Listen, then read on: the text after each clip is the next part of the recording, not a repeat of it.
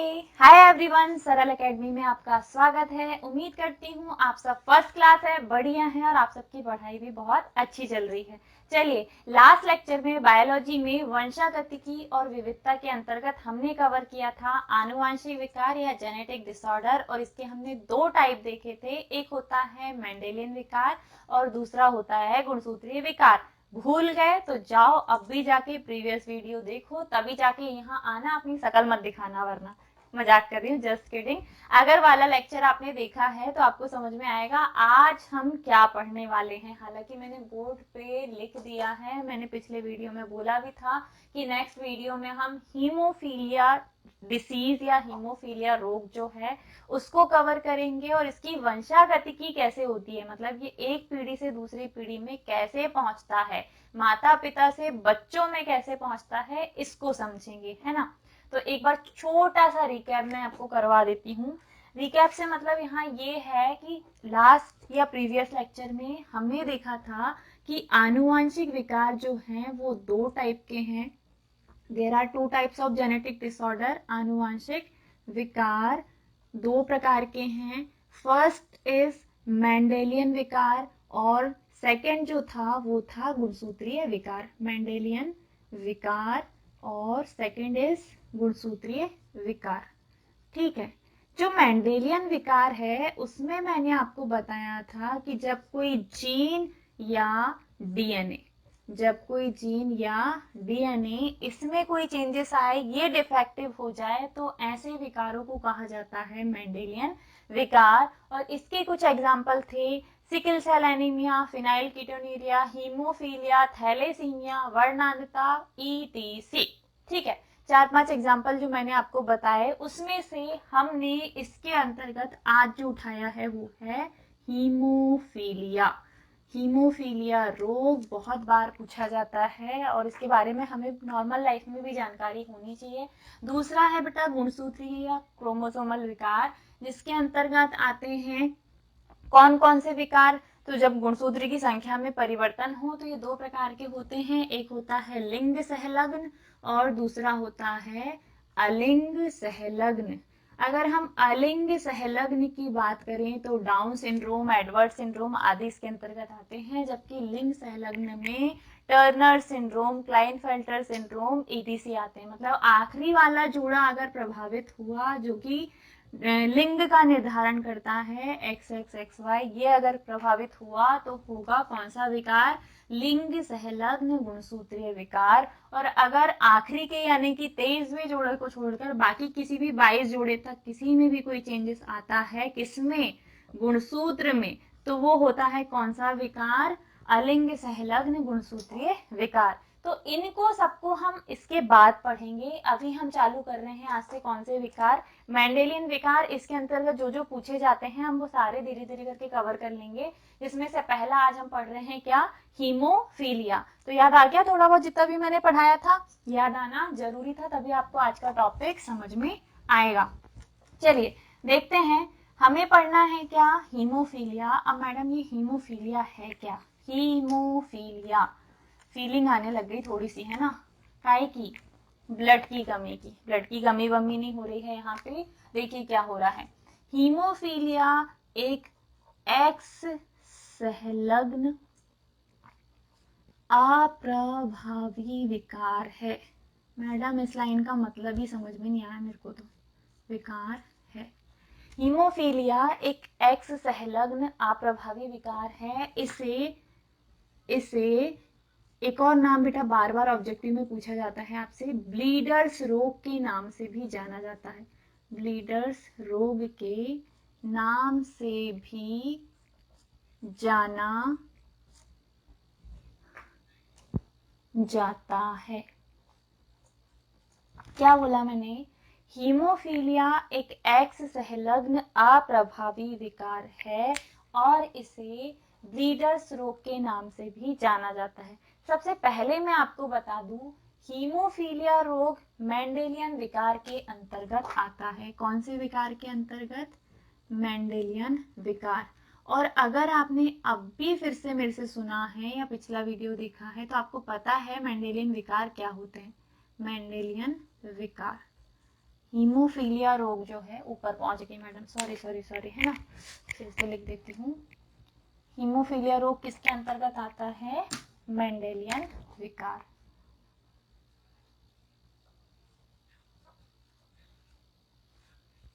Mendelian विकार, yes, is this okay? ठीक है, चलो देखो, हीमोफीलिया रोग मेंडेलियन विकार के अंतर्गत आता है। इससे मतलब ये है कि ये रोग तभी होगा जब किसी न किसी जीन या किसी न किसी डीएनए में कोई ना कोई परिवर्तन आए, या डीएनए के अंदर जो नाइट्रोजनी क्षार है वो अपनी जगह बदल दे, या कोई ना कोई उनमें चेंजेस आ जाए, वो इधर उधर शिफ्ट हो जाए, या जीन कोई जो है वो डिफेक्ट हो जाए, तो जो रोग उत्पन्न होगा वो होगा क्या? मेंडेलियन विकार। और इसी का एग्जाम्पल है क्या? हीमोफीलिया। मतलब हीमोफीलिया रोग भी तभी होगा जब किसी न किसी जीन में क्या आएगी? खराबी। अब मान लो वो जो जीन है वो है आखिरी वाले क्रोमोसोम जोड़े के अंदर उपस्थित। आखिरी वाला क्रोमोसोम का जोड़ा जो कि क्या बनाता है? लिंग। अगर हम पुरुषों की बात करें, मेल्स की, इन मेल, तो इनके पास जो आखिरी वाला जोड़ा है वो क्या है? X Y. और अगर फीमेल की बात करें, फीमेल यानी कि महिलाओं की, तो इनके पास जो जोड़ा है आखिरी में वो है एक्स एक्स। सारे इनमें जो क्रोमोसोम है वो एक्स एक्स टाइप के हैं, जबकि मेल के पास आखिरी वाला जोड़ा कौन सा है? एक्स वाई टाइप का। बाकी सब तो एक्स एक्स होते हैं, लेकिन आखिरी वाला जोड़ा कौन सा होता है? X Y. और इनमें सारे के सारे कैसे होते हैं? एक्स एक्स टाइप के होते हैं। चलो, अब हुआ क्या, अगर इस जोड़े में एक्स वाला जो जोड़ा है, मतलब एक्स वाला जो क्रोमोसोम है, उसके अंदर जो जीन है वो डिफेक्टिव हो जाए, मतलब उसमें क्या आ जाए? खराबी। मैं क्या बोल रही हूँ, ये एक ऐसा व्यक्ति है, एक पुरुष है, जिसके पास, पुरुष तभी बना जब आखिरी में कौन सा जोड़ा आया क्रोमोसोम का? X Y. इसमें से जो एक्स है ना, उस एक्स के एक जीन में क्या आ गई? खराबी। एक जीन में आ गई खराबी। और ये वही जीन था जो आगे जाकर रक्त का थक्का बनाने का काम कर रहा था। ठीक है, अब जब रक्त का थक्का बनाने वाला जीन ही खराब हो गया तो रक्त का थक्का बनेगा क्या? नहीं बनेगा। अब नहीं बनेगा तो क्या होगा बेटा? कहीं भी छोटे मोटे भी कट लगेंगे ना आपको, तो खून बहना रुकेगा ही नहीं। जनरली हमें चोट लगती है तो क्या होता है कि चोट लगी, थोड़ी देर तक अगर नॉर्मल चोट है तो थोड़ा थोड़ा खून बहेगा, धीरे धीरे करके वो अपने आप ही सूखने लग जाता है, थोड़ी देर बाद खून का बहना ऑटोमेटिकली रुक जाता है। माइनर इंजरीज की मैं बात कर रही, मेजर में तो आपको डॉक्टर के पास जाके अपनी सिलाई बुनाई, जिसको हम बोलते हैं, क्या करना? ऑपरेशन करता है, वो पूरी नसों में टाके लगाता है, उसके बाद उस नस को ब्लॉक कर देता है ताकि खून का बाहर आना रुक जाए। उसकी बात नहीं कर रही हूँ मैं। जनरल कंडीशन, जब छोटी चोट हमें लगती है ना, तो हमें हमारी बॉडी से एक टाइम के बाद खुद ब खुद खून का बहना बंद हो जाता है। क्यों? क्योंकि रक्त का थक्का बन जाता है। अब जो रक्त का थक्का बनाने वाला जीन है वही खराब हो जाए तो रक्त का थक्का नहीं जमता, खून बहते ही रहता है, और इसी बीमारी को कहा जाता है हीमोफीलिया। और ये बीमारी सबसे पहले खोजी गई थी ब्रिटेन की जो महारानी है एलिजाबेथ, उनमें। इसीलिए इसको ना, इस बीमारी को रॉयल डिसीज के नाम से भी जाना जाता है। रॉयल बीमारी है ये, सबसे पहले रॉयल लोगों में हुई थी, इस वजह से इसको रॉयल डिसीज भी कहा जाता है। याद रखना, इस नाम से भी आपसे पूछा जाएगा। चलो देखो, हीमोफीलिया रोग का दूसरा नाम ब्रीडर्स रोग, इसको रॉयल डिसीज भी कहते हैं। क्यों कहते हैं? क्योंकि सबसे पहले खोजी गई थी कहाँ? ब्रिटेन की महारानी एलिजाबेथ में, और इनके पूरे जो वंशज थे सब में इसके कोई ना कोई जीन डिफेक्टिव आए थे, और इसको देखकर कहा गया था कि भैया ये जो बीमारी है हीमोफीलिया, ये एक आनुवांशिक बीमारी है, ये एक पीढ़ी से दूसरी पीढ़ी, महारानी में थी, उनसे उनके बच्चों में आई, उनके बच्चों से उनके बच्चों में, ये ऐसे करके एक जनरल ऑर्डर, वंशावली विश्लेषण मैंने आपको पढ़ाया है। वंशावली विश्लेषण में क्या होता है? एक वंश की सारी पीढ़ियों का हम अध्ययन करके ये बताते हैं कि सब में ये बीमारी पहुंच रही है, मतलब ये कैसी बीमारी है? आनुवांशिक बीमारी। हम जो पढ़ रहे हैं हीमोफीलिया कैसी बीमारी है? आनुवांशिक बीमारी। और इसे महारानी में सबसे पहले खोजे जाने के कारण रॉयल डिसीज भी कहा जाता है। कितना सारा फैक्ट बता दिया ना, सब काम के हैं, ऑब्जेक्टिव में बार बार आपको कुछ ना कुछ इसके अंदर से देखने को मिलेगा। चलो वापस आते हैं टॉपिक पर। अब मैं क्या बोल रही थी कि अगर कोई पुरुष है और पुरुष का जो एक्स वाला जो क्रोमोसोम है उसका वो जीन खराब हो गया जो कि हीमोफीलिया रोग उत्पन्न कर रहा है, तो ये जो पुरुष है इसका एक्स वाला जीन है डिफेक्टिव, इसका हीमोफीलिया ग्रस्त हो गया ये पुरुष, है ना। अब ऐसा पुरुष जिसका एक्स जीन खराब हो जाए, मतलब एक्स क्रोमोसोम पे वो जीन खराब हो जाए जो हीमोफीलिया उत्पन्न कर सकता है, तो ये जो पुरुष होगा बेटा ये होगा पीड़ित। क्यों होगा? क्योंकि एक्स वाले सारे काम वाई नहीं कर सकता। अगर महिलाओं में ऐसा हो कि एक एक्स इनका प्रभावित हो जाए तो दूसरा एक्स है उसकी जगह अपनी पूर्ति करने के लिए। इसी वजह से महिलाएं जो होती हैं अगर उनका एक एक्स डिफेक्टिव हो जाए, इनको कौन सी बीमारी आ जाए, हीमोफीलिया, तो दूसरा एक्स है जो कि इसकी पूर्ति कर सकता है। इस वजह से क्या होता है, महिलाएं सिर्फ और सिर्फ रोग की वाहक होती है। वाहक मतलब ये इस रोग को एक पीढ़ी से दूसरी पीढ़ी में पहुंचाएंगी। कैसे पहुंचाएंगी वो आगे फ्लो चार्ट से समझ में आएगा, लेकिन इनको खुद ये बीमारी नहीं होती। देखो कितना फैक्ट, मतलब ये जो फैक्ट है ये थोड़ा सा वो नहीं है, न्याय हो रहा है पुरुषों के साथ कि भैया उनका अगर एक्स डिफेक्टिव है तो उनको ये बीमारी है, मतलब उनके शरीर से अगर खून बहेगा तो बहते ही रहेगा, खून का धक्का नहीं जमेगा। जबकि महिलाओं में अगर वो जीन डिफेक्टिव है तो भी महिलाएं पीड़ित नहीं होती, मतलब उनको ये बीमारी नहीं होती, लेकिन वो ये बीमारी अगली पीढ़ी को दे सकती हैं। कैसे देंगी वो अब आपको समझ में आएगा, ठीक है। अगर कोई पुरुष पीड़ित है और महिला सामान्य, अभी हम पहले सामान्य महिला से समझते हैं फिर वाहकवादी से समझेंगे, ठीक है। महिला कैसी है? सामान्य, और इन दोनों का विवाह करा दिया जाए, शादी करवा दी हमने, अब हम इनको इनकी जनरेशन, नेक्स्ट जनरेशन यानी कि इनके बच्चे देखने की कैसे होंगे। तो पुरुष के जो युग्मक बनेंगे, युग्मक जनन के दौरान कौन कौन से बनेंगे? एक्स सेपरेट अलग हो गया लेकिन ये हीमोफीलिया से ग्रस्त है, ठीक है। वाई सामान्य है, क्यों? क्योंकि ये जो विकार है ये एक्स संलग्न है, सिर्फ एक्स को प्रभावित करेगा, वाई पर इसका कोई प्रभाव नहीं होगा। इसी वजह से हमने सिर्फ और सिर्फ किसको डिफेक्टिव किया है? एक्स को। जबकि इस तरफ अगर हम महिला की बात करें तो इसके जो दोनों जोड़े हैं क्रोमोसोम के वो अलग अलग हो गए और दोनों कैसे हैं? सामान्य। दोनों कैसे हैं बेटा? सामान्य, एक एक्स अलग एक एक्स अलग। जब इनकी संतानें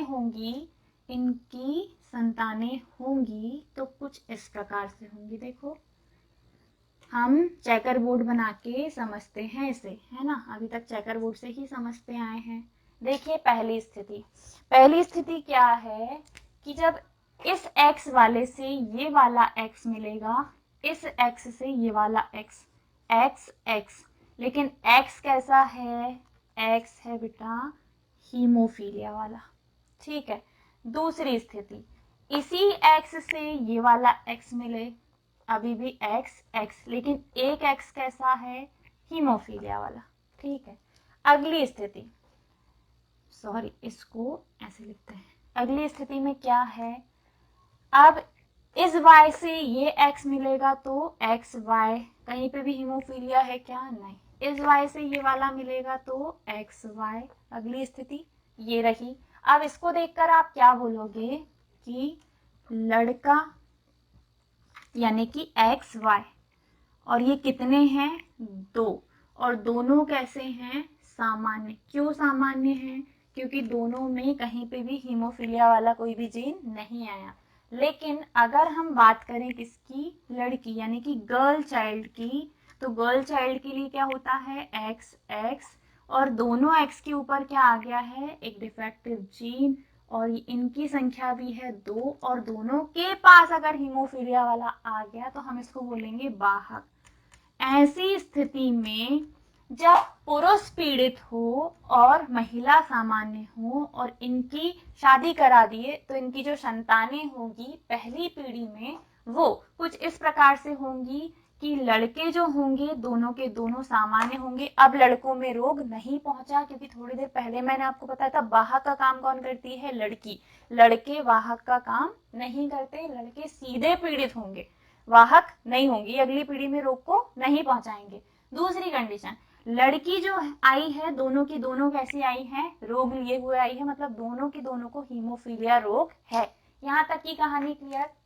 आपसे ये प्रश्न बना बना के पूछेगा, आपसे पूछा जाएगा हीमोफीलिया की वंशागतिकी का वर्णन कीजिए या हीमोफीलिया रोग को समझाइए। स्थिति कुछ इस प्रकार है कि पुरुष पीड़ित है और महिला सामान्य है। क्या बोला मैंने, पुरुष पीड़ित है और महिला सामान्य है, तब पहला क्वेश्चन। दूसरा, अब मैं इसको बदल दूं, यहाँ तक समझ में आया हो तो इसका स्क्रीनशॉट ले लो, आपको यहाँ तक के नोट्स बनाने हैं। मैं इसके आगे दूसरी स्थिति में आपको यही रोग बताती हूँ सेम। फिर से पहली स्थिति में हमने पुरुष को पीड़ित लिया था और महिला को सामान्य लिया था। अब उल्टा करते हैं, अब पुरुष को सामान्य लेते हैं और महिला को कैसा लेते हैं बेटा, वाहक। पुरुष को सामान्य और महिलाएं कैसी हैं, वाहक। जो हमें फर्स्ट जनरेशन मिली है ना अभी, वही उठा के ले लो, ठीक है। समझ में आ रहा हो तो लाइक कर दो यार, वीडियो को लाइक भी कर दो, शेयर भी कर दो, और ज्यादा से ज्यादा शेयर भी कर दो। मजा आ रहा हो पढ़ने में तो कुछ नया सीखने को मिल रहा है ना आज। अभी तक तो थोड़ा सा बोरिंग, मैडम वही वही वही वही पढ़ाते जा रही हैं। आज थोड़ा सा एक्सपेरिमेंटल चल रहे हैं। चलो, अब मैंने बोला कि जो पुरुष है वो कैसा है, ये सामान्य है बेटा, नॉर्मल है, इसको कोई सिम्टम्स नहीं आए हीमोफीलिया के, मतलब इसका कोई जीन भी डिफेक्टिव नहीं है हीमोफीलिया वाला। दूसरा, फीमेल जो है ये कैसी है, वाहक। फीमेल सिर्फ और सिर्फ वाहक हो सकती है, पीड़ित नहीं हो सकती, अभी बताया था मैंने। हुआ क्या, जो पुरुष है उसके पास होते हैं XY क्रोमोसोम और ये सामान्य है, तो दोनों इसके क्रोमोसोम कैसे हैं, सामान्य। महिलाओं के पास होते हैं XX, लेकिन बोला जा रहा है कि महिलाएं रोग की वाहक है, मतलब कोई ना कोई एक X इनका क्या हो गया, डिफेक्टिव। डिफेक्टिव वाले को मैडम ब्लैक से शो करो, हमको समझ में आना चाहिए कि डिफेक्टिव है, ठीक है। चलो, जब इनकी फर्स्ट जनरेशन आएगी तो सबसे पहले इनका युग्मक जनन करवाओ। इनके युग्मक और इनके युग्मक अलग अलग बनेंगे, अलग अलग युग्मक जनन होगा। ये जो है ये क्या हो रहा है बेटा, युग्मक जनन, वही शुक्राणु अंडाणु निर्माण जो हम बोलते हैं। आपको ये मानव जनन में बहुत अच्छे से एक्सप्लेन कर दूंगी मैं। चलिए देखिए, इसके दोनों अलग अलग कीजिए, सेपरेट, तो क्या होगा, x अलग y अलग। इधर भी x अलग x अलग, लेकिन एक x जो है वो कैसा है, वो डिफेक्टिव जीन लिए हुए आया है, कौन सा वाला, हीमोफीलिया वाला। चलिए, इस स्थिति में अब जब इन चारों का मिलन होगा तो क्या होगा, क्या होगा, धमाका होगा। देखते हैं फर्स्ट जनरेशन कैसी मिल रही है अब हमको। क्रॉस कराइए और चेकर बोर्ड से समझाइए। देखिए, जब इस x से ये x मिलेगा तो x x बनेगा, लेकिन एक x कैसा आएगा, डिफेक्टिव। कोई भी एक x कैसा आएगा, डिफेक्टिव। आगे जब इस x से ये वाला x मिलेगा तो x x, इसमें कोई डिफेक्टिव जीन नहीं आया। जब इस y से ये वाला x मिलेगा तो x y, लेकिन x कैसा है, डिफेक्टिव। फिर इस y से ये x मिलेगा तो x y, ये कैसा है, सामान्य, इसमें कोई सिम्टम्स नहीं है। अब जहां जहां H लिखा है उसको मैं अलग कलर से हाईलाइट कर देती हूँ, ये H और ये H। देखो क्या स्थिति है भैया, यहाँ तो 4 प्रकार की संतानें मिल गई हमको। कौन कौन सी 4 संतानें होने की संभावना, ये संभावना है, इट्स नॉट रियलिटी। जरूर थोड़ी हर किसी व्यक्ति के 4 बच्चे हो, किसी के 1 होते, किसी के 2, किसी के 3, किसी के 4, किसी को 5, सबकी अपनी अपनी वो है जरूरतें। तो यहाँ पे 4 प्रकार की संतानें होने की संभावना है। कौन कौन सी 4, तो ये वाला जो है ये क्या है, ये है महिला, यानी कि पुत्री, डॉटर। और ये पुत्री कैसी है, एक्स एक्स एच लिए हुए, लक्षण हम बाद में लिखेंगे। एक्स एक्स, ये भी क्या है, पुत्री, एक्स एक्स, बताना आप खुद ही मुझे कमेंट करके। फिर ये पुत्र, ये पुत्र कैसा है, एक्स एच वाई, और ये एक्स वाई भी क्या है, पुत्र है, सन एक्स वाई। अब इसको देखकर आप क्या बोलोगे कि ये जो पुत्री है इसके पास हीमोफीलिया वाला डिफेक्टिव जीन पहुंचा, मतलब ये रोग की क्या होगी, वाहक। ये वाली पुत्री कैसी दिख रही है, सामान्य। ये वाला पुत्र कैसा दिख रहा है, पीड़ित। पुरुष हमेशा पीड़ित होगा क्योंकि ये एक एक्स संलग्न अप्रभावी विकार है। एक्स वाले को ये प्रभावित करेगा लेकिन एक्स इससे डिफेक्टिव नहीं होगा, लेकिन चूंकि पुरुषों के पास सिर्फ एक ही एक्स होता है तो ये बेचारे पीड़ित ही हो जाएंगे अगर इनका एक्स डैमेज हुआ तो। इस वजह से ये वाला पुत्र जो है वो कैसा होगा, पीड़ित। और अगली कंडीशन में ये जो एक्स वाई मिला है ये भी पुत्र है लेकिन ये कैसा होगा, सामान्य। अब इस स्थिति को देखकर आप एक्सप्लेन करेंगे कि जब किसी सामान्य पुरुष का विवाह ऐसी किसी महिला से करा दिया जाए जो कि हीमोफीलिया रोग की वाहक है तो इसकी 4 प्रकार की संतानें संभव है। इसकी एक पुत्री वाहक हो सकती है जबकि एक सामान्य, इसका एक पुत्र पीड़ित हो सकता है जबकि एक सामान्य। 4 प्रकार की स्थितियां हैं, एक पुत्र एक पुत्री सामान्य है और एक पुत्री एक पुत्र वाहक और पीड़ित है। इस प्रकार हीमोफीलिया एक एक्स संलग्न यानी कि एक्स को प्रभावित करने वाला अप्रभावी विकार है। एक्स के साथ जुड़ा रहेगा लेकिन एक्स इससे डिफेक्टिव नहीं होगा। एक्स के साथ जुड़ा रहेगा लेकिन एक्स इससे प्रभावित नहीं होगा, प्रभावित करेगा ये किसको, दूसरे को। आगे इसे ब्लीडर्स रोग के नाम से भी जाना जाता है, इसे रॉयल डिसीज भी कहते हैं। और रॉयल डिसीज के साथ साथ आप इसको वंशावली विश्लेषण से भी डायग्नोज कर सकते हो, एक पीढ़ी से दूसरी पीढ़ी में पहुंचा है या नहीं।